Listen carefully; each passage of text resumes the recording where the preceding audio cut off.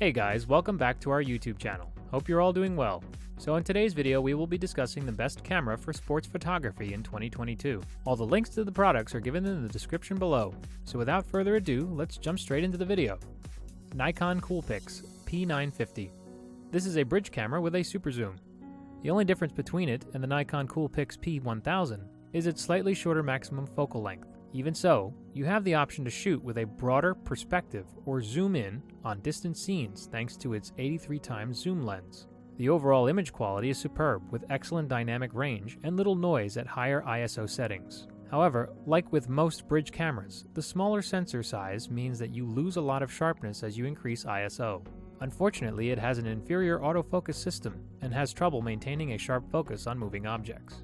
Furthermore, the camera is heavy and could be awkward to lug around for an extended time. It works alright for video. However, the video quality and autofocus performance might be much better. For studio video, the P950 is adequate, while 4K video quality is respectable. Full HD suffers greatly from obtrusive noise and grain. Although its menu structure is sufficient, some of the options could be a little challenging to modify. On the plus side, it offers a microphone jack and a hot shoe for mounting a microphone.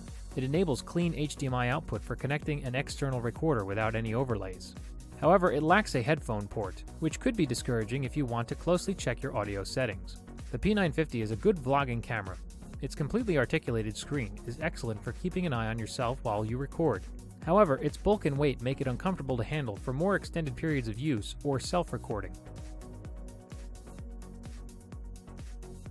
Panasonic Lumix Z7 II. This bridge camera has a zoom lens that can be extended quite far. The long zoom lens allows you to shoot far-off scenes and wildlife, record everyday moments, or zoom in for close-ups, and it provides good all-around performance. It is ideal for photographing inside or in low light because the image clarity is excellent, and there is little noise at higher ISO levels. However, due to reduced sensor size of a bridge camera, sharpness decreases as the ISO increases. It can record video in Full HD or 4K. However, Full HD recording is more suitable because 4K results in substantially lower autofocus and stabilization performance. It feels well built and comfortable even though it isn't particularly portable. For vlogging, it is adequate. It includes a touchscreen that can be fully articulated, which is excellent for folks who perform self-vlogging. While walking at a reasonable pace, it also serves a fantastic job of stabilizing the camera in Full HD, while stabilization isn't as robust in 4K. Similarly, face tracking performs admirably in Full HD, but finds it difficult to focus on faces when recording in 4K.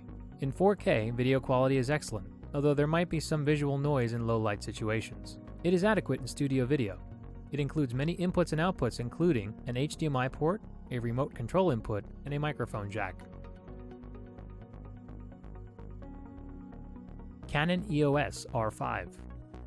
If video is your top priority, you should test out this camera in scenarios that are as similar to your everyday work as feasible. The Sony a7S III might be a better option for those who want to capture lengthy takes. However, you won't likely experience any overheating issues if you consider this camera that you'll infrequently use to record high-quality video. However, there isn't much wrong with this camera for photographers who take still images. This camera is equally at home and competent, recording breaking news stories at dusk as it is professionally lit studios because of its rapid 12 to 20 frames per second, continuous shooting, and next-generation autofocus mechanism. The autofocus on the EOS R5 is very noteworthy. Its subject detection and tracking are equally remarkable, and its eye detection is highly accurate and sticky. If you consistently engage in that type of photography, as we discovered on our wildlife shoot, the animal detection is astounding and a significant selling point on its own. How long do the batteries last? This is an explicit restriction if you're coming from a conventional DSLR. But with the EVF, we could shoot for almost 4 hours straight. On a typical shoot, this entails using 2 batteries every day. It's not as difficult or expensive to obtain spares as initially seems, and it is backward compatible with previous LP E6N batteries. The Sony a7S II is a better option for professional filmmakers who want a tiny, hybrid camera with a focus on 4K footage. And anybody who is not a professional should read our assessment of the Canon EOS R6. The Canon EOS R5 is a fantastic example of what occurs when Canon fully commits to mirrorless, even if, like us, you can't justify its price. Nikon Z7 II. The first full-frame mirrorless cameras from Nikon, the Nikon Z7 and Z6, debuted in 2018 and completely blew us away. Both cameras were class-leading in several categories for a first generation, but neither was flawless, which is why the Nikon Z7 II and Z6 II were released. In addition to tweaking and improving, there has been a slight reorientation to respond to critics. To help improve speed, this now features 2 card slots and 2 Expeed 6 image processors.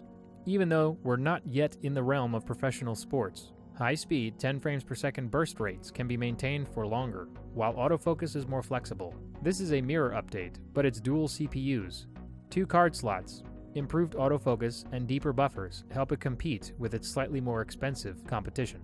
The larger picture is also promising. Nikon has a solid track record of firmware updates that result in improvements, and the expanding Nikon Z system looks the part. It's undoubtedly one of the most remarkable cameras for landscape photographers, especially if you like Nikon's aesthetic and lens lineup. Some people were upset by the Z7 single XQD card slot, especially those concerned about card errors. Additionally, despite being dependable, this card type is rather expensive.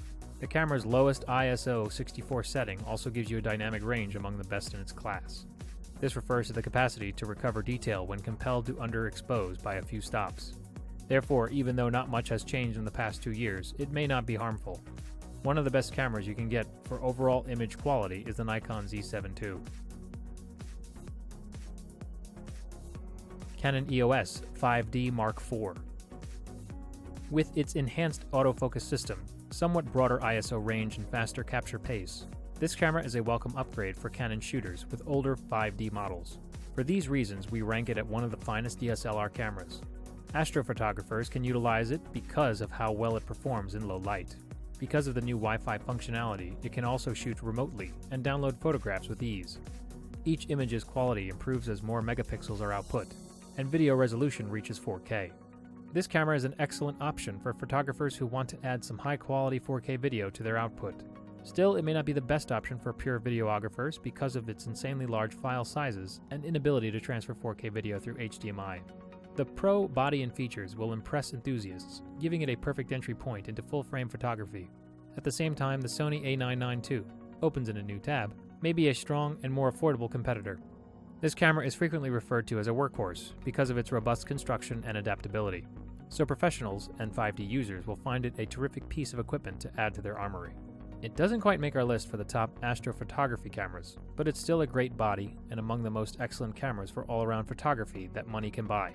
The 8.1cm LCD touchscreen, comparable to the one on the 1D Mark II, has a complete touchscreen interface and is incredibly sensitive and responsive. Regarding playback, the touchscreen is especially helpful because you can squeeze with your fingers to zoom in to ensure your shots are focused, even though the hand grip and the thumb rest on the camera body are more profound than those on the EOS 5D Mark III. The difference is hardly evident in practice. Thanks for watching. If you liked what you saw, then hit the like button and subscribe to our channel if you loved it. Take a moment to hit the bell icon so you'll get notified of all our latest uploads.